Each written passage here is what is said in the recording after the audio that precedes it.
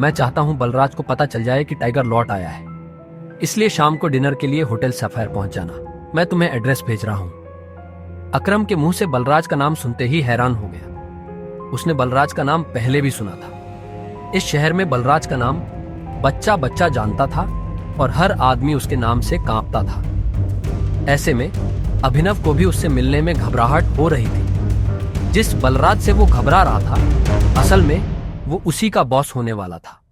आपको सच में लगता है कि मुझे बलराज जी से मिलना चाहिए? अभिनव ने अकरम से पूछा। वो अभी तक बलराज के नाम से कांप रहा था। अकरम भी उसकी घबराहट समझ गया था। ऐसे में उसने हंसते हुए कहा, बलराज जी नहीं, सिर्फ बलराज। तुम टाइगर हो यार, और जंगल के सारे जानवर टाइगर के नाम के आगे जी लगाते हैं, लेकिन टाइगर किसी के नाम के आगे जी नहीं लगाता। चलो मिलते हैं शाम को। इतना कहकर अकरम ने फोन रखा और अगले ही पल अभिनव को एड्रेस भेज दिया। शाम को अभिनव होटल सफायर जाने के लिए तैयार होने लगा था। उसने ग्रे कलर की शर्ट और ब्लैक कलर की पैंट्स पहनी थी। अभिनव के पास पहनने के लिए इससे अच्छा और कुछ नहीं था। उसने अपने घर से एक कैब ली और सीधा होटल सफायर पहुंच गया। जैसे उसने होटल को बाहर से देखा तो वो देखता ही रह गया। उसने आज तक इतने बड़े होटल को इतने पास से नहीं देखा था। अकरम ने अभिनव को अपने साथ अंदर आने का इशारा किया। अभिनव अकरम के पीछे चला जा रहा था। उसे महसूस हो रहा था कि बलराज भी अपने भारी भरकम पैरों के साथ अभिनव के पीछे आ रहा था। कुछ देर के बाद वो होटल के एक आलीशान से कमरे के बाहर आ चुके थे। इससे पहले कि वो अंदर जाते, एक चीफ सिक्योरिटी ऑफिसर उनके पास आया और बोला, welcome boss, can I get you something? हाँ, हमारे पास कौन कौन सी लिकर अवेलेबल है उसकी लिस्ट जरा भिजवा दो। Sir if you don't mind, मुझे सारी अवेलेबल लिकर्स के नाम याद है। हमारे पास टकीला है जो 5 लाख की है, वोडका 8 लाख, विस्की 10 लाख और जिन 11 लाख। उस चीफ सिक्योरिटी ऑफिसर ने मुस्कुराते हुए कहा। सारी लिकर्स की कीमतें सुनकर अभिनव के होश उड़ गए। इतने में अकरम ने कहा, आज हमारे यहाँ बहुत खास मेहमान आए हैं, इसलिए जो सबसे महंगी है वो ले आओ और साथ में बाकी चीजें भी लेते आना। अंडरस्टूड सर, उस चीफ सिक्योरिटी ऑफिसर ने कहा और फिर वहां से निकल गया। इतने में अकरम ने बलराज से कहा, मैंने तुम्हें एक बहुत ही जरूरी खबर देने के लिए यहाँ बुलाया है। हमें संजय का बेटा टाइगर मिल गया है, लेकिन वो अभी अंडर कवर है, इसलिए मैं तुम्हें उससे बाहर नहीं मिलवा सकता था। अकरम के इतना कहते ही 2 चीफ सिक्योरिटी ऑफिसर अंदर आए और उन्होंने वाइन और बाकी चीजें टेबल पर रख दी। Anything else sir? Chief security officer ने पूछा। अकरम ने ना में सिर हिलाया और उन दोनों को जाने का इशारा कर दिया।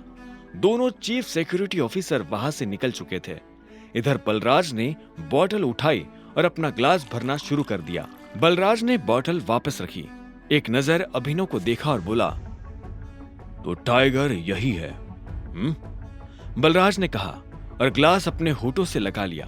वो ग्लास में से पैनी नजरों से अभिनव का चेहरा देख रहा था। हाँ, यही है हमारा टाइगर। मैं चाहता था कि ये हमारी टीम के बड़े और भारी मेंबर्स से मिले। एक बार सबसे मिलने के बाद हमें जिस तरफ बढ़ना है उस तरफ टाइगर ही हमें लीड करेगा। सॉरी अकरम, लेकिन मुझे थोड़ी हंसी आ रही है। माफ करना दोस्त, पर सारी बातें तुम कर रहे हो। हमारा टाइगर गूंगा है क्या? तुम्हें टाइगर के बारे में इस तरह से बात नहीं करनी चाहिए, अकरम ने कहा। यह सुनते ही अभिनव को हंसी आ गई। उसने हंसते हुए एक पल के लिए बलराज को देखा और बोला, मुझे तुम्हारी बोल्डनेस अच्छी लगी। तुम बॉस हो गए, लेकिन भूलो मत कि तुम किसके सामने बैठे हो। मैं टाइगर हूं और मैं गूंगा नहीं हूं। मैं यहां अपनी गद्दी लेने आया हूं। सिर्फ अकरम की शाबाशी से काम नहीं चलेगा प्यारे। मैंने यह एक्सेप्ट नहीं किया कि तुम टाइगर हो। तुमने कहा कि तुम साबित कर सकते हो, तो मैं तुम्हें चैलेंज देता हूं। यह सुनते ही अकरम के कान खड़े हो गए।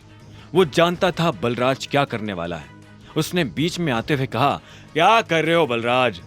लेकिन बलराज ने अकरम को हाथ के इशारे से चुप रहने के लिए कहा और फिर अभिनव की तरफ देखते हुए बोला, चलो लड़ाई करते हैं।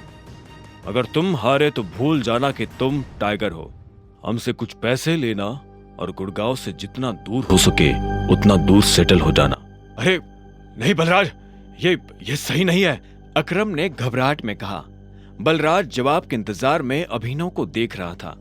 अकरम ने अभिनव को देख ना में सिर हिला दिया। अभिनव ने अकरम से नजर हटाई, बलराज को देखा, अपना ग्लास उठाया, एक सांस में सारी शराब गटकी और जोर से ग्लास टेबल पर पटक कर बोला, कब करनी है लड़ाई? यह सुनते ही बलराज के चेहरे पर मुस्कान आ गई। अकरम के होश उड़ गए थे। आगे की कहानी जानने के लिए देखें अगला एपिसोड सिर्फ पॉकेट एफएम के यूट्यूब चैनल पर, और द रिटर्न ऑफ टाइगर के सारे एपिसोड्स को सुनने के लिए डिस्क्रिप्शन में दी लिंक से डाउनलोड करें पॉकेट एफएम ऐप।